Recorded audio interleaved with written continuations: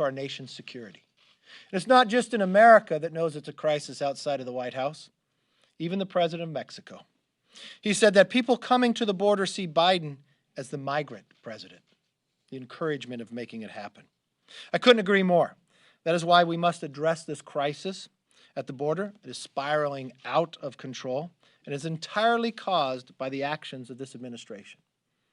In February alone, there were more than 100,000 migrants encounters, a 7-year high and 173% increase from the same time last year.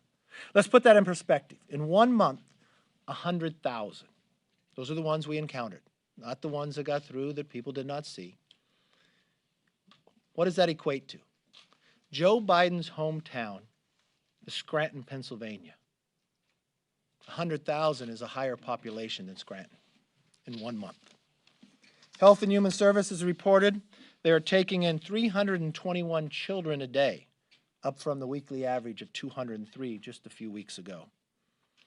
As I said, last week I sent the letter requesting a meeting to talk about the crisis. Haven't heard back. The American people also haven't gotten an update since it's been 50 days since the president has held a press conference. So on Monday, I'm going to the border. I'm taking 12 members with me from the committees of jurisdiction, looking for ourselves, working on trying to find a solution. But we know the solution is quite easy because most of this is all caused by Biden's action just in a short time frame. And don't take my word for it. The other thing we've been doing prior to going to the border is talking to people down along the border. A rancher named Russell who lives in New Mexico doesn't allow his children to play outside unsupervised anymore because Biden left nearly a mile-long gap of the border wall on its property. Just about every one of the houses in his community has been broken into. Not only that, the cattle are getting sick from the stress of hundreds of people crossing by them every day. The cattle wander out through the broken fences to Mexico. Mexican cattle ranchers wander in sometime, bringing the diseases and destroying his livelihood.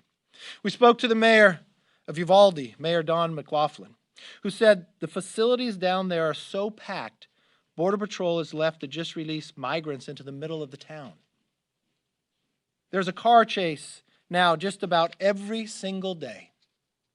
Just this Sunday, they had a head-on crash during one of the pursuits. The migrants are sometimes armed. In the last 2 weeks, they've had to shut down the schools because armed migrants are out. In January, multiple officers were shot at. That's just this community. And a member of the Texas Farm Bureau told us on an acquaintance on his southern Arizona was just forced to move off his ranch because his 6-year-old daughter was missing. They followed tracks south of the ranch until they found her sitting alone barefoot, miles away from their house after Border Patrol tracked down the group. One common theme here is this is not a political issue anymore. It's becoming a national security concern. That's why I sent a letter to work with the president on the crisis he created along the border. Just for a meeting. He hasn't even acknowledged the crisis he created, let alone set a time to meet to solve it. With that, let's open it up for questions. Yes, sir.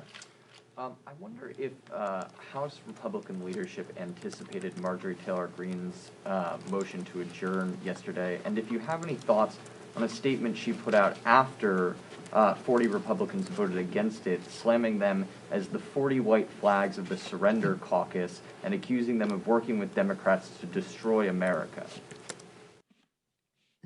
We can always think Marjorie's going to do that. It kicked her off all committees. That's the only committee she has. Every member has a right to make the motion. People have disagreements on the strategy and what's best to use, but there's a frustration on the floor.